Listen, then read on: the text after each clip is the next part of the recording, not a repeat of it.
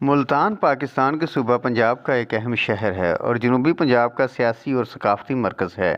یہ دریائے چناب کے کنارے آباد ہے۔ آبادی کے لحاظ سے یہ پاکستان کا 5واں بڑا شہر ہے۔ یہاں سرائکی اکثریت میں ہے۔ یہ ڈویژنل ہیڈ کوارٹر ضلع ملتان اور تحصیل ملتان کا صدر مقام بھی ہے۔ بقیہ تحصیلوں میں صدر ملتان، تحصیل شجاع آباد اور تحصیل جلال پور پیرووالا شامل ہیں۔ ملتان کا نام کیسے رکھا گیا؟ ایک قوم جس کا نام مالی تھا یہاں آ کر آباد ہوئی اور سنسکرت میں آباد ہونے کو استھان کہتے ہیں۔ یوں اس کا نام مالی استھان پڑ گیا جو رفتہ رفتہ مالی ٹان بن گیا، پھر وقت کے ساتھ ساتھ مالی تان، مولتان اور اب ملتان بن گیا ہے۔ سکندر بن فیل کوس کے زمانہ میں یہ مالی قوم کا دارالخلافہ تھا۔ اسی مالی قوم کی نسبت سے اس کا نام مالی ٹان پڑا۔ جنرل کنگھم کی رائے میں ملتان کی وجہ تسمیہ مول دیوتا یعنی سورج کا مندر ہے۔ 714 عیسوی میں جب محمد بن قاسم سقفی نے اس شہر کو فتح کیا تو وہ مندر موجود تھا۔ بلازی متوفی 875 عیسوی نے بھی سورت کے بت کا ذکر کیا۔ ابن ہرقل 976 عیسوی میں کہتا ہے کہ بت آدمی کی شکل کا تھا۔ اس کے بعد جب کرامتہ کا عمل دخل ہوا تو مندر کی جگہ مسجد بنائی گئی، لیکن اس مندر کے آج بھی آثار موجود ہیں۔ اب ہم بات کرتے ہیں ملتان کی تاریخ کی بات کریں تو 327 قبل مسیح میں جیلم اور گجرات کی فتح کے بعد سکندر کی فوج کا تھکاوٹ کی وجہ سے مزید آگے نہیں بڑھنا چاہتی تھی، لیکن سکندر نے اپنی فوج کو آگے بڑھنے کا حکم دیا، انہیں دولت کا لالچ دیا، زرخیز زمینوں پر قبضے کی امید دلائی۔ یہ فوج ملتان کی طرف بڑھی۔ یہاں ملوئی قوم آباد تھی جن کی شجاعت اور بہادری کی داستانیں پھیلی ہوئی تھیں۔ جب سکندری فوج ملتان پر حملہ آور ہوئی تو اس قوم نے ڈٹ کر مقابلہ کیا۔ اس مہم کے دوران سکندر کی کمر میں تیر لگا جو ریڑھ کی ہڈی میں پیوست ہو گیا۔ حکماء کی کوششوں کے باوجود یہ تیر نہ نکل سکا۔ اس پر انہوں نے تیر کا کچھ حصہ کاٹ دیا تاکہ سکندر جنگ جاری رکھ سکے۔ تاہم کچھ دنوں بعد ملتان فتح ہو گیا۔ یہاں یونانی فوج نے اپنے بادشاہ کے زخمی ہونے کا بھیانک انتقام لیا کہ شہر میں کسی کو زندہ نہ چھوڑا۔ اسلامی تاریخ کی بات کی جائے تو ملتان کو سب سے زیادہ 712 عیسوی میں محمد بن قاسم نے فتح کیا اور اسلامی سلطنت کی بنیاد رکھی۔ محمد بن قاسم کے بعد 997 عیسوی میں محمود غزنوی نے ہندوستان کو فتح کرنے کے ساتھ ساتھ ملتان کو بھی فتح کیا اور اسے اپنی حکومت میں شامل کیا۔ 571 ہجری بمطابق 1175 عیسوی میں سلطان شہاب الدین محمد غوری نے خسرو ملک کو شکست دے کر ملتان پر قبضہ کر لیا۔ سلطان غوری کے بعد بے شمار خاندانوں نے اس کو اپنا پایہ تخت بنائے رکھا، جن میں خاندان غلامہ، خاندان خلجی، خاندان تغلق، خاندان سادات، خاندان لودھی اور پھر مغلیہ سلطنت کے حکمرانوں تک ملتان مسلم سلطنت کا حصہ رہا۔ 1857 کی جنگ آزادی کے بعد انگریزوں نے ملتان پر مکمل قبضہ کر لیا اور 1947 تک برٹش ایمپائر کے کنٹرول میں رہا۔ آزادی کے بعد یہ پاکستان کا حصہ بنا۔ ملتان کی تاریخ میں قلعہ ملتان کی بہت اہمیت حاصل ہے۔ ملتان کی تاریخ بہت پرانی ہے۔ اس کا شمار دنیا کے قدیم ترین شہروں میں ہوتا ہے۔ بہت سے شہر آباد ہوئے مگر گردش ایام کا شکار ہو کر صفحۂ ہستی سے مٹ گئے، لیکن شہر ملتان ہزاروں سال پہلے بھی زندہ تھا اور آج بھی زندہ ہے۔ ملتان کو صفحہ ہستی سے ختم کرنے کی کوشش کرنے والے سینکڑوں حملہ آور خود نیست و نابود ہو گئے۔ آج ان کا نام لیوا کوئی نہیں، مگر ملتان آج بھی اپنے پورے تقدس کے ساتھ زندہ ہے۔ ملتان کے بارے میں جس ہستی نے یہ لافانی شعر کہا وہ ہستی خود کیا تھی، اس کا اپنا مقام اور مرتبہ کیا تھا اور اس نے انسانیت کے لیے کیا کیا خدمات سر انجام دیں، اس بات کی تفصیل کے لیے ایک مضمون نہیں بلکہ کئی کتب کی ضرورت ہے۔ حضرت بہاؤالدین ذکریہ رحمۃ اللہ علیہ کی شخصیت اور خدمات بارے کچھ کتابیں مارکیٹ سے تو مل جاتی ہیں مگر ان میں مذکور مضامین کی حیثیت سطحی ہے۔ ذکریہ سنیں تو کو نئے سرے سے جاننے اور نئے سرے سے دریافت کرنے کی ضرورت ہے۔ غوث العالمین شیخ الاسلام حضرت بہاؤالدین ذکر ملتانی رحمۃ اللہ علیہ 27 رمضان 566 ہجری کو حضرت مخدوم وجیہ الدین محمد غوث کے ہاں پیدا ہوئے۔ صغیر سنی میں والد ماجد کا انتقال ہو گیا۔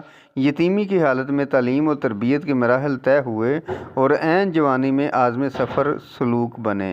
بغداد پہنچ کر حضرت صحاب الدین سہروردی رحمۃ اللہ علیہ سے روحانی فیض حاصل کیا۔ سہروردی سعی نے حرکہ خلافت عطا فرمایا اور آپ کو ملتان پہنچ کر دین کے لیے کام کرنے کی تلقین فرمائی۔ ملتان میں ان دنوں ہندوؤں کا غلبہ تھا اور پرخلاد جی خود تو موحد تھے اور خدا کا انکار کرنے والے۔ اپنے بادشاہ باپ سے جنگ بھی کی، مگر پرخلاد جی کی وفات کے سینکڑوں سال بعد ان کے مندر پر بت پرست غالب آ گئے۔ پرخلاد جی کا مندر ہندو مذہب کا مرکز بنا ہوا تھا۔ ملتان پہنچ کر آپ نے تبلیغ شروع کر دی۔ پرخلاد مندر کے متولیوں کے غیر انسانی رویوں سے نالاں لوگ جوک در جوک حضرت کی خدمت میں پہنچ کر حلقہ اسلام میں داخل ہونے لگے۔ آپ نے شروع میں مدرسۃ الاسلام قائم کیا اور بعد میں اسے دنیا کی سب سے بڑی اکامٹی یونیورسٹی کی حیثیت دے دی۔ آپ نے تعلیم کے ساتھ تبلیغ کا سلسلہ شروع کیا۔ جو بات میں کہنا چاہتا ہوں وہ یہ ہے کہ آج دین سکھانے کے لیے کسی نے بستر اور کسی نے کلاشنکوف اٹھا لی ہے۔ اس کے مقابلے میں حضرت بہاؤالدین ذکر ملتانی رحمۃ اللہ نے کیا طریقہ کار اختیار کیا، یہ غور طلب ہے۔ اسی زمانے میں دریائے راوی ملتان کی قدیم قلعے کے ساتھ بہتا تھا اور اسے بندرگاہ کی حیثیت حاصل تھی۔ کشتیوں کے ذریعے صرف سکھر بکھر ہی نہیں، منصورہ، عراق، ایران، مصر، کابل، دہلی اور دکن تک کی تجارت ہوتی اور اسی طرح ملتان کو دنیا کے بہت بڑے عالمی تجارتی اور مذہبی مرکز کی حیثیت حاصل ہوئی۔ اور صرف ہندوستان ہی نہیں بلکہ پوری دنیا میں حضرت بہاؤالدین ذکر ملتانی رحمۃ اللہ علیہ کا نام اور پیغام پہنچا۔ آپ کے پیغام سے لاکھوں انسان حلقہ بگوش اسلام ہوئے اور آپ نے لوگوں کے دلوں میں اس طرح گھر بنا لیا کہ 8 صدیاں گزرنے کے باوجود آج بھی لاکھوں انسان ننگے پاؤں اور سر کے بل چل کر آپ رحمۃ اللہ علیہ کے آستانے پر حاضری دیتے ہیں اور عقیدت کے پھول نچھاور کرتے ہیں۔ میرے سامنے ملتان کے معروف آرٹسٹ سعید ضمیر ہاشمی کے چند فن پارے موجود ہیں۔ ان فن پاروں میں قلعہ ملتان کی قدامت کو پینسل ورک کے ذریعے عیاں کرنے کی کوشش کی گئی ہے۔ قلعہ کی فصیل دکھائی گئی ہے۔ پرخلاد مندر کا نقشہ انہدام سے پہلے کی شکل میں موجود ہے اور شاہ رکن عالم رحمۃ اللہ علیہ کا دربار پر انوار بھی جلوہ افروز ہے۔ قلعہ ملتان کتنا قدیم ہے، اس بارے میں کہا جاتا ہے کہ 5000 سال پرانا ہے، لیکن ہو سکتا ہے کہ یہ اس سے بھی قدیم ہو۔ اس بات پر تمام مورخین کا اتفاق ہے کہ ملتان اور قلعہ ملتان کا وجود قبل از تاریخ دیومالائی دور سے بھی پہلے کا ہے۔ قابل افسوس امر یہ ہے کہ حملہ آوروں نے ہمیشہ اس قلعے کو نشانہ بنایا اور اسے فتح کرنے کے بعد خوب لوٹ مار ہوتی رہی، مگر اسے بحال کرنے کی صورت پیدا نہ ہو سکی۔ 1200 قبل مسیح دارا نے اسے تباہ کیا۔ 325 قبل مسیح اسکندر اعظم نے اس پر چڑھائی کی۔ پھر عرب، افغان، سکھ اور انگریز حملہ آوروں قدیم قلعہ ملتان کو برباد کرنے میں کوئی کسر نہ چھوڑتے تھے۔ اب فرزندان ملتان اور سرائیکی وسیب کے تمام باسیوں کا فرض ہے کہ وہ اپنی سابقہ کوتاہیوں پر غور کریں اور اپنے وسیب کے ساتھ ہونے والی 5000 سالہ زیادتیوں کی تلافی کریں اور اپنی عظمت رفتہ کو پہنچائیں۔ تاریخ ہمیں بتاتی ہے کہ ملتان ایک شہر ہی نہیں، ایک تہذیب اور ایک سلطنت کا نام بھی ہے۔ 372 ہجری کتاب حدود العالم بن المشرق الی المغرب میں ملتان کی حدود کے بارے میں لکھا ہے کہ قنوج کے راجہ اور میر ملتان کی سرحدیں جلندھر پر ختم ہوتی تھیں۔ سیر المطہرین میں اقلیم ملتان کی حدود اس طرح بیان کی گئی ہیں کہ ملتان اول، دوم و سوم اقالیم سے زیادہ فراخ ہے کیونکہ ٹھٹھا اس صوبہ پر زیادہ ہوا ہے۔ فیروز پور سے سیوستان تک 430 کوس لمبا اور چتور سے جیسلمیر تک 108 کوس چوڑا ہے۔ دوسری طرف طول کیچ اور مکران تک 660 کوس ہے اور اس کے خاور یعنی مشرق میں رویہ سرکار سرہند سے ملا ہوا ہے۔ شمالی دریائے شور میں اور جنوبی صوبہ اجمیر میں ہے اور باختر مغرب میں اور کیچ اور مکران ہے۔ ابوالفضل نے اپنی مشہور عالمی کتاب آئین اکبری میں ملتان کی حدود یہ بیان کی ہیں کہ صوبہ ملتان کے ساتھ ٹھٹھہ کے الحاق سے پہلے یہ صوبہ فیروز پور سے سیوستان تک 624 کروخ تھا۔ چوڑائی میں خط پور سے جیسلمیر تک 621 کروخ تھا۔ ٹھٹھہ کے الحاق کے بعد یہ صوبہ کیچ اور مکران تک وسیع ہو گیا۔ اس کا فاصلہ 066 کروخ تھا۔ مشرق میں اس کی سرحدیں سرہند سرکار سے، شمالی میں پشاور سے، جنوب میں اجمیر کے صوبے اور مغرب میں کیچ مکران سے ملتی تھیں۔ کیچ اور مکران پہلے صوبہ سندھ میں شامل تھے۔ ملتان کے صوبے میں 3 سرکاریں ملتان خاص، دیپال پور اور بھکل تھیں اور کل 88 پراگنیں یعنی ضلع تھے۔ ملتان کی وسعت اور عظمت پر تاریخ آج بھی رشک کرتی ہے۔ ملتان کی قدامت کے ہم پلہ دنیا میں شاید ہی کوئی شہر ہو۔ پاکستان میں جن شہروں کو مصنوعی طریقے سے ملتان سے کئی گنا بڑے شہر بنایا گیا ہے، آج سے چند سو سال پہلے یہ ملتان کی مضافاتی بستیاں تھیں۔ گرد کا مطلب ہے کہ یہاں آندھیاں بہت آتی ہیں۔ گرما کا مطلب ہے کہ گرمی بہت ہوتی ہے۔ گدا کا مطلب ہے کہ یہاں اللہ والے بہت لوگ ہیں، اور گورستان کا مطلب ہے کہ یہاں قبرستان بہت ہیں۔ گرمی کے حوالے سے گرمی کی بات کو چھوڑ کر محققین کو اس بات پر غور کرنا چاہیے کہ دنیا کی امیر کبیر شہر، دنیا کی بڑی تہذیب اور دوسرا سب سے پرانا قدیم شہر اور دنیا کی بڑی سلطنت کو گورستان میں تبدیل کس نے کیا؟ ایک وقت تھا جب یہ سلطنت سمندر تک پھیلی ہوئی تھی اور عروس البلد لاہور اس کا ایک مضافاتی علاقہ ہوتا تھا۔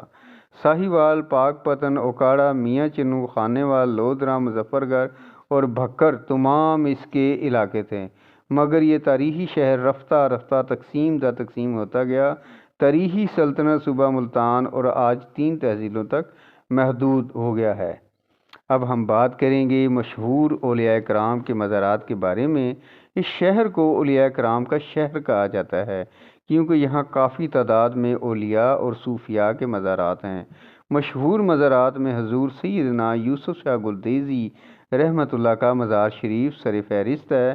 آپ کے بارے میں مشہور عالم اہل سنت حضرت عبدالحق محدث دہلوی رحمۃ اللہ علیہ نے اپنی کتاب الاخیار میں گواہی دی ہے کہ آپ کے وصال کے بعد بھی قبر شریف سے ہاتھ باہر نکال کر بیعت لیتے تھے، اور ابھی تک وہ نشان باقی ہے جہاں سے دست مبارک قبر شریف سے آتا تھا۔ دیگر مزارات میں حضرت شاہ شمس تبریز رحمۃ اللہ علیہ، حضرت بہاؤ الحق رضی اللہ رحمۃ اللہ علیہ، بی بی نیک دامن رحمۃ اللہ علیہ، حضرت بہاؤ ذکریہ ملتانی رحمۃ اللہ علیہ، حضرت شاہ رکن عالم رحمۃ اللہ علیہ، حضرت منشی غلام حسن شہید ملتانی رحمۃ اللہ علیہ، حضرت موسیٰ پاک شہید رحمۃ اللہ علیہ، حضرت سید احمد سعید کاظمی رحمۃ اللہ علیہ، حضرت حافظ محمد جمال رحمۃ اللہ علیہ، حضرت بابا پیراں غائب رحمۃ اللہ علیہ اور بہت سی اولیاء کرام کے مزارات یہاں پر ہے۔ مضافات میں حضرت مخدوم عبدالرشید حقانی رحمۃ اللہ علیہ، شاہ صاحب وہاڑی روڈ پر رحمۃ اللہ علیہ، حضرت پیر سید صحیح سلطان علی اکبر رحمۃ اللہ علیہ کا مزار بھی موجود ہے جو سورج میانی روڈ پر واقع ہے۔